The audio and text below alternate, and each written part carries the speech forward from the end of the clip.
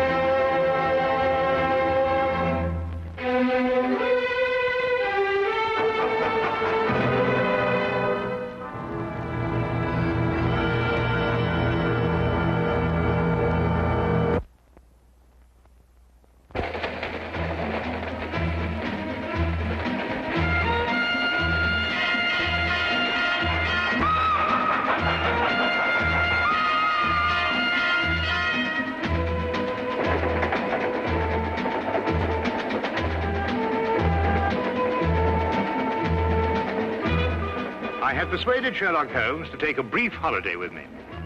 As we rumbled through the countryside, it was a comforting thought indeed that for a while anyway, there would be no desperate men at the door of our flat in Baker Street, no life and death cases to solve. Ahead were 4 whole days as suspended and happily uneventful as this train trip.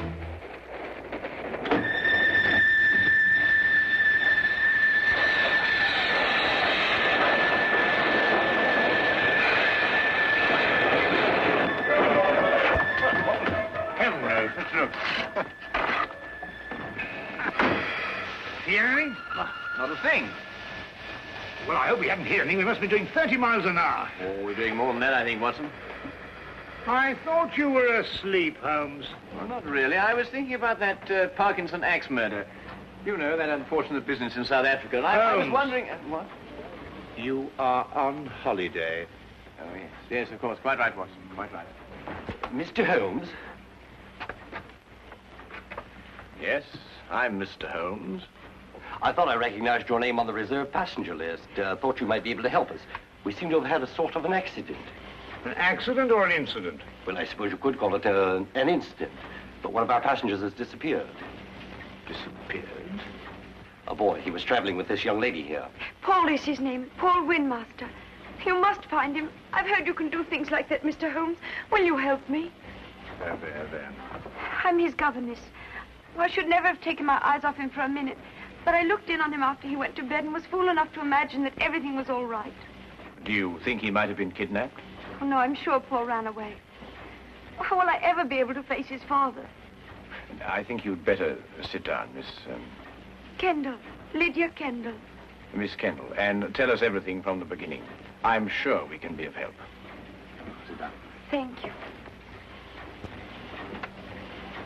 Tell me, Miss Kendall, what happened that made the boy run away? Mr. Holmes, have you ever heard of Paul's father, Lance Windmaster? Oh, yes, Ripsaw Windmaster, the Canadian timber king. The papers call him that. As rough and strong a man as the trees he cuts down. Paul, not having a mother since the age of 2, has grown to be like him in many ways. Independent, wild. Believe me, I've had a full-time job. I can imagine. Mr. Windmaster never disciplined him. Was actually proud of Paul's spirit. Until one day, rather suddenly, it struck him that he was bringing the boy up improperly. You asked me what caused the boy to run away. It was just that.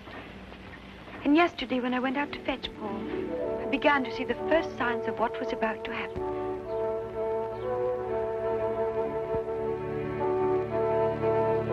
Paul! Paul! Paul, you'll have to come home now and get dressed. We're all packed and ready to go. Yes, Miss Kendall. Hurry now, we can't miss the train.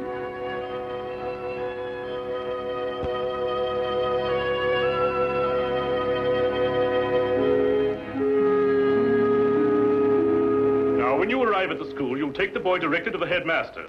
He's received a full letter of instructions from me, and... Oh, there you are, Paul. Your Uncle Cecil's just arrived to say goodbye to you. Here's wishing you success, Paul. Thank you, sir. You will be taught to be a gentleman. Something which, your mother forgive me, I failed to do. Yes, Father. What have you got there? White mice. White? Now look here, Paul. You certainly don't intend to take them to school with you. Well, I can't leave them here. Nobody would look after them. Now that's foolish. Nobody really cares about white mice here, except me. Well, you can give them back to whoever gave you them. You mean Coco? Who? Coco the clown. I'm afraid I introduced him to Coco. The day I took him to the circus. They've become rather good friends. Well, I couldn't give them back. He gave them to me as a gift. Paul, I don't care what you do with them, but you can take them with you, and that's final. All right. Leave them here, then. Good boy. Well, you and Miss Kendall had better be off. Well, what's the matter? I don't want to go to school. What? You didn't go to school? Why should I? Times were different when I was young. You don't know what you're saying. I have my horse and my white mice, and Coco and I are supposed to meet next week. You can't run wild all your life. You'll grow up to be a savage. But Lydia could teach me everything I need to know right here. Miss Kendall isn't a teacher. She's a governess. She knows as much as anyone. Now listen to me, Paul. One day you'll come into possession of everything I own. This estate, my lumber mills, everything. When that day comes, I want you to be equipped to take over. Well, I don't have to go to school for that. And I don't have to wear a tie and jacket either. You'll wear a tie and jacket and you'll like it. And you're starting to school right now. Put me down! I don't want to go to school! I'll run away! Put me down! I'll run away! Well, Miss Kendall, are you coming? Put me down! Put me down! He boarded the train without further protest. The truth is, his attitude seemed to have undergone quite a change. By the time we started out, he behaved almost as if he were looking forward to going to school. But of course, the whole thing was a ruse to put me off my guard. You said before you saw the boy after he went to bed. Now, what time was that? About 8. And what time did you find that he was missing? About an hour later, I heard a thud coming from his compartment and went to investigate. His door was locked from the inside, and I had to get the conductor here to open it for me. How he got out, I don't know, but he was gone. And of course you searched the whole train after that. Oh, every inch of it with the conductor here. I decided to stop the train when we couldn't find him. Oh, conductor, I believe there's a steep gradient just a few miles beyond Darcy. Yes, there is. Now, how slowly would the train be going at that time, do you think? Oh, about 5 miles an hour. Very slowly, sir. Well, in that case, I suggest that we borrow a cart from a farmer in the vicinity of Darcy and go back and search that area. Yes, sir. I'll take care of it immediately, sir. What was the number of the boy's compartment? 37. Well, Dr. Watson and I'll take a look at it. No, there's no need for you to come with us. I think you'd better stay here and rest. Now, you mustn't worry. Small boys make a habit of disappearing and reappearing.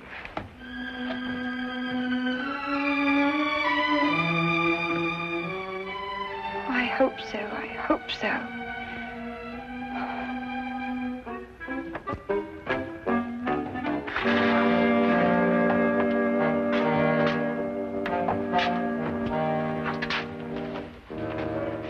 Well, you certainly simplified the search and narrowed down the area to Darcy. Here, Watson, give me a hand with this window, will you? Yes, sir. All the same, this train window. Well, that was the thud Miss Kendall heard, the sound of the window being opened before the boy jumped out. By Jove, you're right. The question is, who helped the boy open the window? Well, it took 2 of us to do it. Exactly. Good heavens, Holmes, do you mean that he must have had an accomplice? Of course he must have. Yes, but who on earth would want to help a little boy to run away? Well, when we know that, Watson, we will have the answer to the problem of the boy who didn't want to go to school.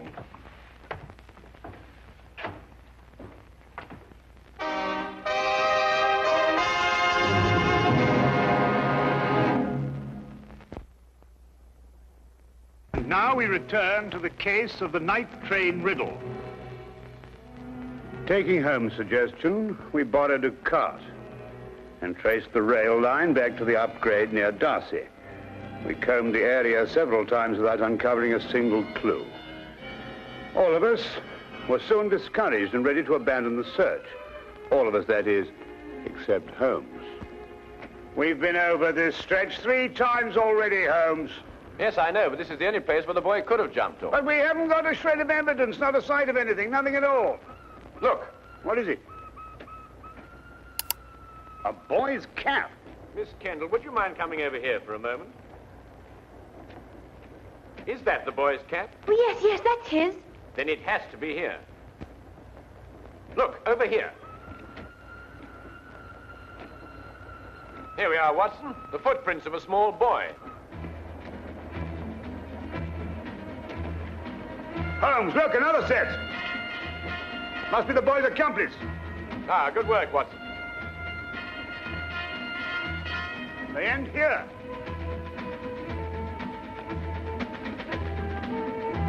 Then it's quite clear what happened. Not to me. Well, they obviously boarded another train, a local, I imagine, traveling in the same direction as we were. We do pull alongside a local here, Mr. Holmes, the up train from Royal Minster.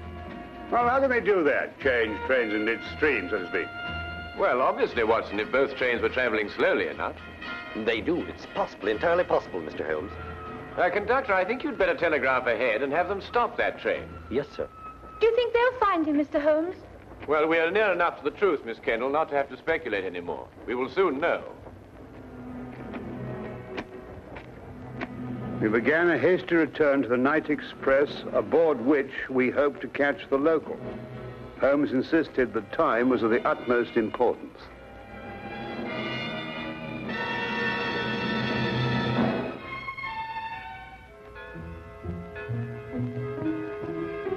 Paul. Pardon? I'm sorry. I thought to another boy. Perhaps the next compartment. Oh, this is the last one, miss. You held out so much hope, Mr. Holmes. How many stops did the train make before Darcy? 3, same as usual. Did you notice a boy get out of one of them? Not that I remember. There was a boy. I talked with him. He got off with his father at Manborough. Are you sure? Yes, there was that pair. Blimey, I clean forgot. What did the father look like? Medium-sized, grey hair, ordinary face. Wait, I noticed when I inspected his ticket there was something about his fingertips. They were red. Red? Yeah. I thought it was strange at the time. That's most observant of you, conductor. That proves it, Watson. Holmes, do you know who he is? Of course. Coco the clown. Coco the clown?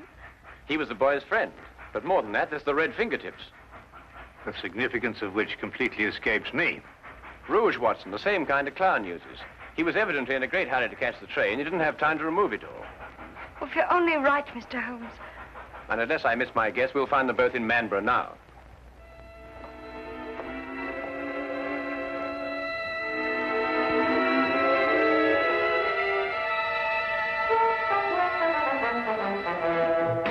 Watson, Miss Kennedy is sending a wire to the headmaster of the school, telling him they've been delayed.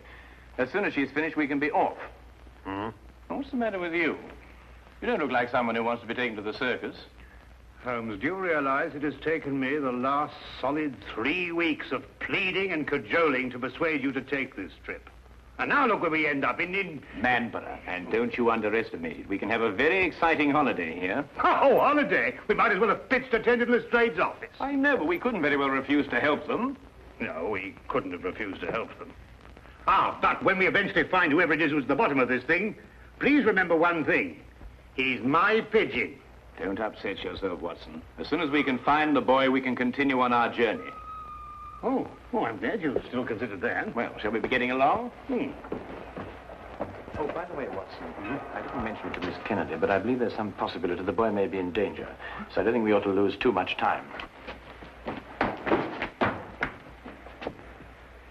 Not a very convenient place to leave luggage. Holmes! You gotta wait a minute. We've left all our bags in the train. There's no time to worry about that now, Watson. Come along. But look, Holmes, we've got everything in them for our 4 days. All right, I'll find Miss Kendall and get a carriage, and we'll meet you in the street. Now, hurry up. Right.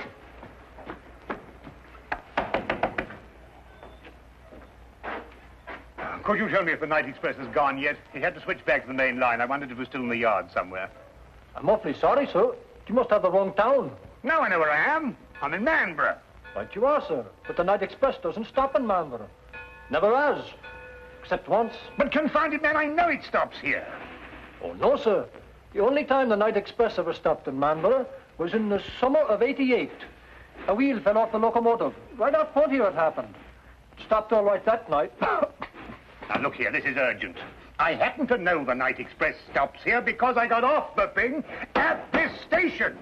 Now, will you kindly go and find out if it's still here? Well, I have to go down to the yard area. In about 5 minutes, I'll ask the signal box. 5 minutes? Oh, never mind. Watson, come along. The carriage is waiting. But...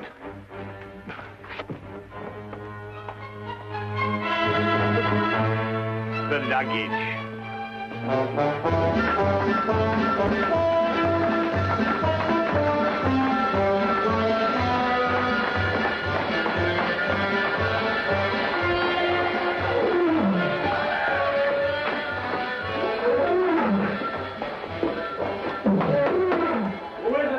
Cecil, open up.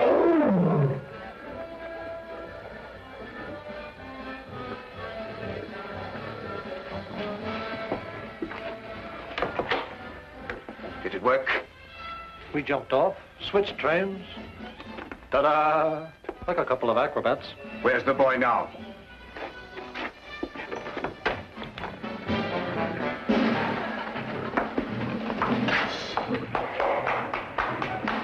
Exactly where I want him.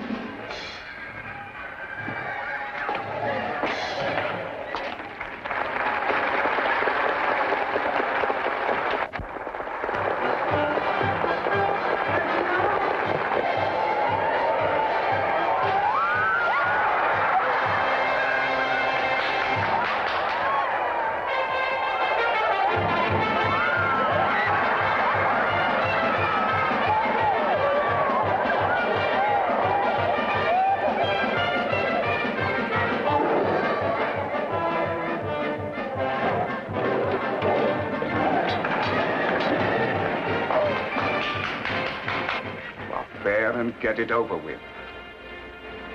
I was waiting for a down payment. How much? £100 should do it.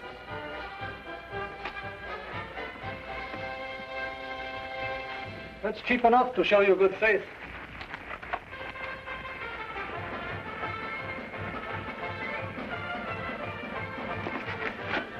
I'll expect the rest when I finished.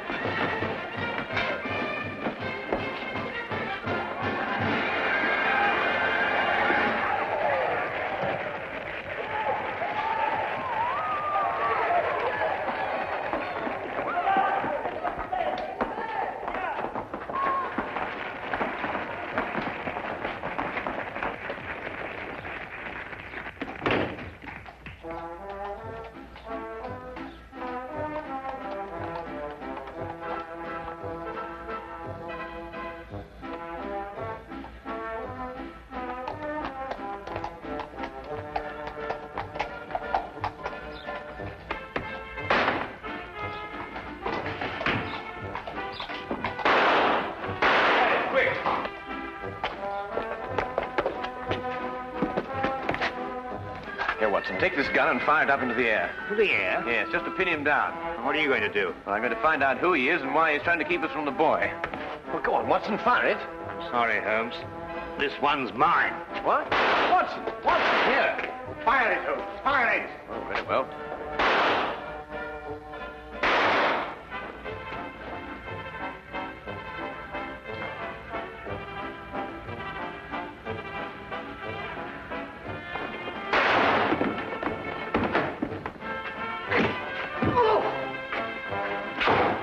Come along, Miss Kendall.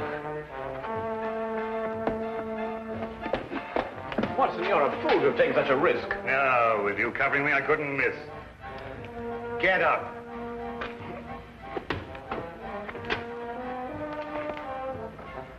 Mr. Windmaster's brother. Oh, Uncle Cecil. Yes, and the first in line to inherit the Widowmaster fortune if anything had happened to the boy. That's right, you would be the heir. You may not think so at the moment, Mr. Widowmaster, but you're very fortunate. If the boy had been killed, you would most certainly have been hanged. Hanged? Yes, hanged. Stop him. Stop who? Coco, he's about to kill the boy. Push him off the catwalk backstage.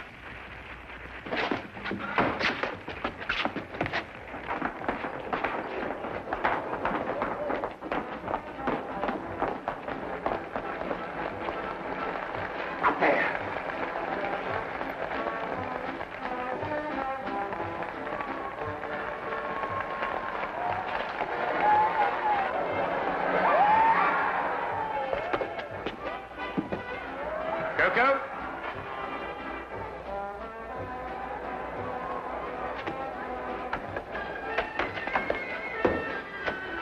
Don't come any closer. I'm coming down.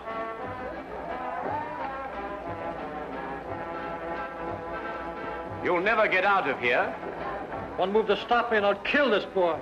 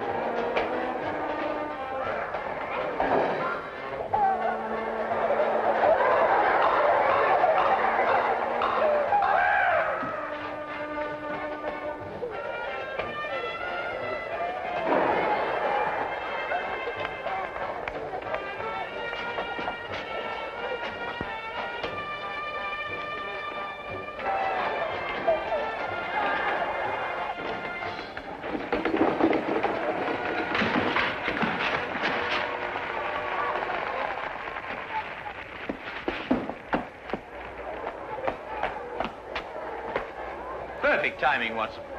Yes, wasn't bad, even though I do say so myself. He wanted to kill me, and I thought he was a friend. Well, that should teach you a lesson, Paul. No one's a friend who encourages a boy to run away from school. Why, what would have become of Dr. Watson here if he hadn't gone to school? Well, it's very simple. He'd never have been able to accomplish that trick. But all he did was to... In dropping that counterweight, young man, I had to know the speed of falling objects, the theory of weight and counterweight, and of stress and resistance.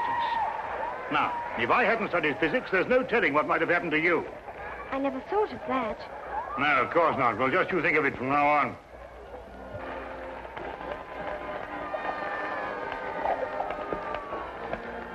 Watson, did you really have all that in mind when you pulled that rope? Oh, every bit of it, of course. Oh, did you? Uh-huh. Come on, you. And you.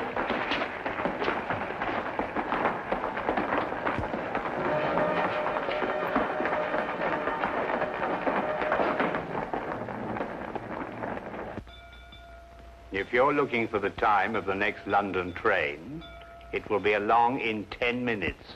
Huh? Oh, no. I was just wondering where our bags would be by this time. This train seems to be somewhat off schedule.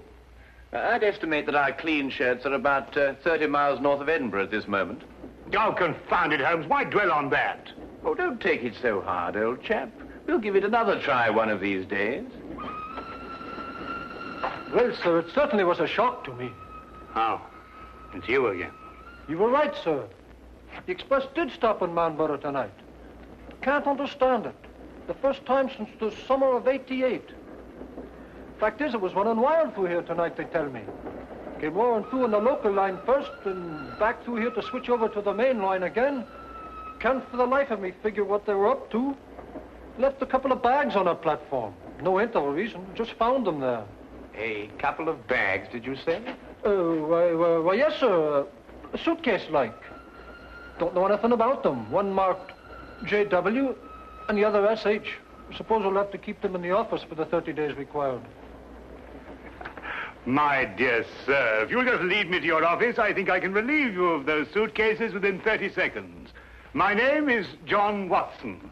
Mine will be the one marked J.W. Oh, you mean, I say, and this here gentleman is S.H.? Yes. This is my friend, Samuel Higgins. Ah, well, in that case, sir, if you'll come along to the office and identify the contents, I'd be glad to get them off my hands.